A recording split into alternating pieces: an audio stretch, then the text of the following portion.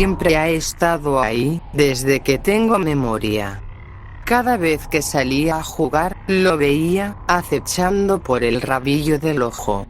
Siempre se quedaba quieto, mirándome fijamente, con sus fríos ojos negros clavados en mi rostro. Nunca se me acercaba, no cuando era pequeña. Siempre lo veía al otro lado de la calle, allí de pie, observándome por la ventana. Pero eso no duró mucho. A medida que fui creciendo, empezó a moverse. Parecía acercarse cada vez más cada vez que lo veía, desde el otro lado de la calle hasta el borde de la carretera, a la acera, al coche de mis padres, justo afuera de mi ventana, hasta que finalmente entró en casa. Yo solo tenía 6 o 7 años por aquel entonces y estaba aterrorizada. Tenía miedo de estar sola en mi habitación, desarrollé una ansiedad terrible, tenía miedo de entrar en casa y empecé a tener terrores nocturnos. Nadie más sabía por qué me comportaba de forma tan extraña. No podían verlo. No entendían por qué estaba tan asustada todo el tiempo. Al final, mis padres me llevaron al médico. Me diagnosticó ansiedad por separación severa y sugirió que el hombre sombra del que hablaba tanto era simplemente el resultado de una imaginación hiperactiva. Después de eso, aprendí a callarme, sabiendo que nadie me creería, y mis padres dejaron de preocuparse. Pensaron que todo estaba bien. Tenía unos 11 años cuando el hombre de la sombra empezó a hablarme. Para entonces ya me había acostumbrado a su presencia. A menudo, al despertarme por la noche, lo encontraba de pie junto a mi cama, o me miraba en el espejo y lo veía detrás de mí, pero eso ya no me molestaba tanto. Nunca me hacía daño ni interfería en mis actividades. Simplemente me observaba, siguiéndome a donde fuera, acechándome con el rabillo del ojo. Nunca me sentí segura a su lado, pero tampoco en peligro. Sabía que no se iría, al menos no por un tiempo. Así que empecé a hablar con él. Quería saber por qué siempre estaba ahí, por qué me observaba durante horas. Nunca me contestaba, al menos no de forma audible, pero si le preguntaba algo o intentaba hablar, podía oír su respuesta en mi cabeza. Con el tiempo, hablamos cada vez más. Parecía saberlo todo sobre mí. Lo sabía todo sobre mis amigos y mi familia, y si le hacía preguntas sobre ellos, siempre respondía con una precisión milimétrica. Nunca fue una amenaza en aquel entonces ni me hizo daño. No era tan aterrador como parecía. Poco a poco, sin quererlo, empecé a confiar en él. Yo tendría unos 15 años cuando empezó a pedirme favores.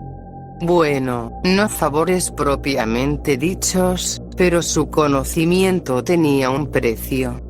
Empezó con pequeñas cosas, como te cuento esto si me hablas una hora más, o te cuento esto si me das aquello. Poco a poco, las cosas fueron aumentando. Me daba instrucciones, tareas que debía realizar, reglas que debía seguir. Sabía que debería haber parado, pero mi sed de conocimiento y mi curiosidad eran tan fuertes que acepté sus condiciones. Con cada información que me daba, me intrigaba más, me desesperaba más por saber más. En aquel entonces no me daba cuenta del poder que ejercía sobre mí. Poco a poco se iba abriendo camino en mi confianza y en mi mente. A medida que aumentaba el número de preguntas y los favores que pedía, me daba cada vez más tareas. Cuando olvidaba hacerlas o hacía algo mal, empezaba a castigarme. Nunca me tocaba, pero podía controlarme como a una marioneta, manipulando mis extremidades y permitiéndome solo decir sus palabras. Me vigilaba con ojo de águila, esperando a que me equivocara y en cuanto podía, me inducía a hacerme daño a mí mismo o incluso a los demás. Me quemaba la piel, me daba dolores de cabeza, me hacía tropezar, me hacía vomitar o perder el conocimiento. Tenía infinitas maneras de causarme dolor, pero por mucho que me hiciera daño, inevitablemente metía la pata, pedía algo o olvidaba hacer una tarea. Mis notas bajaban y me costaba comunicarme con los demás. Me metía en problemas constantemente. Mis padres pensaron que solo eran cambios de humor propios de la adolescencia e hicieron todo lo posible por ayudarme, pero yo seguía empeorando. Nadie sabía qué hacer. Llegó al punto en que tenía miedo de hacer cualquier cosa por miedo a arruinarla. Él se estaba volviendo más poderoso, sus exigencias aumentaban cada día. No le pedí nada. No quería que mis deudas aumentaran, siempre tenía mucho que hacer por él. Cuando intentaba que parara, me dañaba tanto mental como físicamente.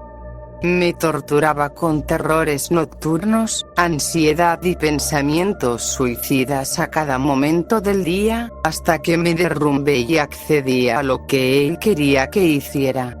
Controlaba cada aspecto de mi vida. Nadie sabía realmente lo mal que estaba.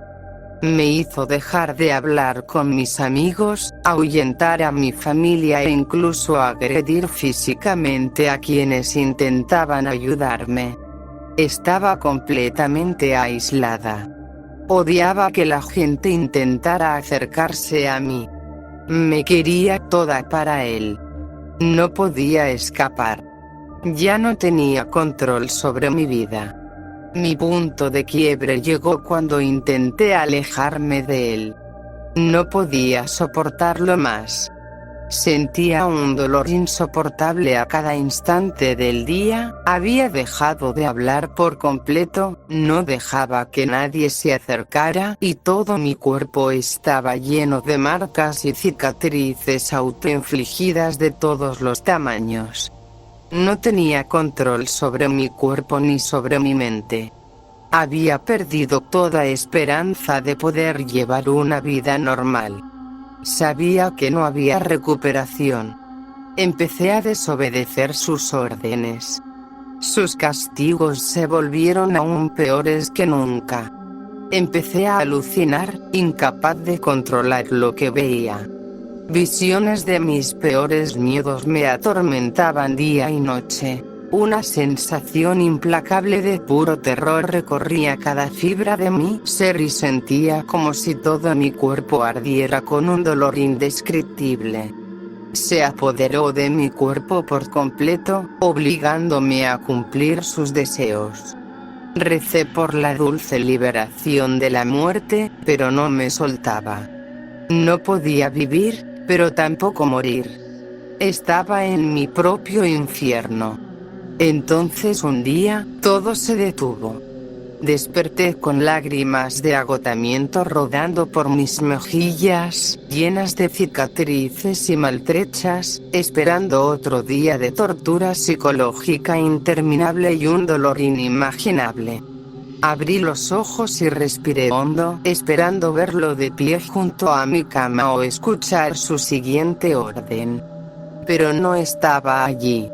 No sabía por qué se había ido ni por cuánto tiempo, pero al darme cuenta de que realmente se había ido, rompí a llorar de alivio. Lloré durante días y días. No podía creer que era libre.